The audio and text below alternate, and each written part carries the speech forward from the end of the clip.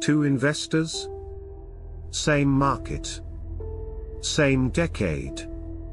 One spent 10 years watching charts, waiting for the perfect moment to buy.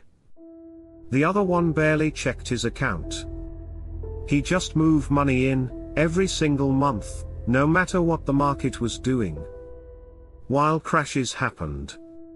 While headlines screamed. One of them ended up with double the money.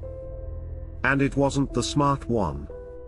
Stay with me, because what I'm about to show you will completely change how you think about investing. Everyone thought Raymond was the fool, buying into a falling market with the same calm expression he wore on a Tuesday morning. But 10 years later, he was the only one who never lost a single night's sleep over money. The year was 2014. Raymond Holt was 32, living in Manchester, working a logistics job that paid $52,000 a year. Not enough to feel free. Just enough to feel stuck. His colleague Oliver was the sharp one. He watched stock tickers at lunch, spoke about market indicators like a second language, and had $22,000 saved, waiting for the perfect moment to invest. Raymond had just inherited $18,000 from his grandmother Dorothy. And a single handwritten sentence. Don't try to be clever, Raymond. Just be consistent. A financial advisor named Gerald drew a simple diagram and said, every month, same amount, same fund. Mark it up. Mark it down. You don't react. You just keep buying. Dollar cost averaging. Raymond called it boring.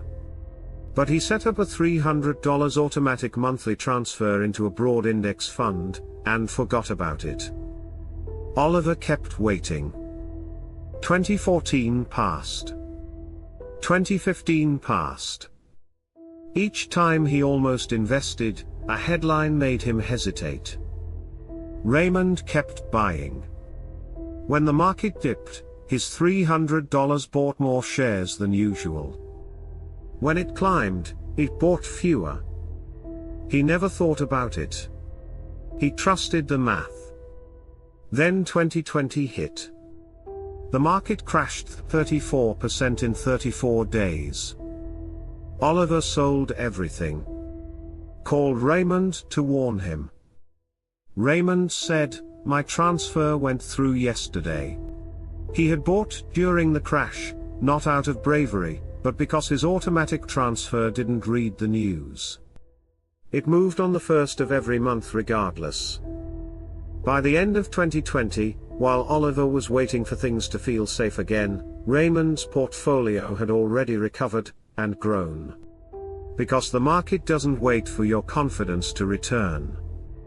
By 2024, Raymond's portfolio stood at $127,000.